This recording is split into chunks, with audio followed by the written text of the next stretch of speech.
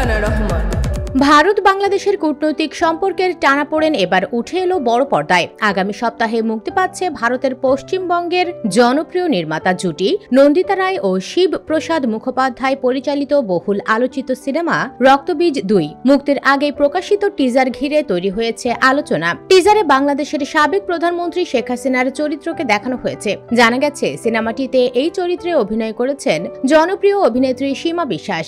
অন্যদিকে সাবেক ভারতীয় রাষ্ট্রপতি প্রণব মুখার্জির চরিত্রে অভিনয় করেছেন ভিক্টর ব্যানার্জি। ভারতীয় গণমাধ্যম হিন্দুস্তান টাইমস জানিয়েছে দুর্গাপূজা উপলক্ষে আগামী 26 সেপ্টেম্বর সিনেমাটি মুক্তি পাচ্ছে। গল্পে কেন্দ্রীয়ভাবে তুলে ধরা হয়েছে ভারত ও বাংলাদেশের সম্পর্ক এবং দুই দেশের দ্বন্দ্ব।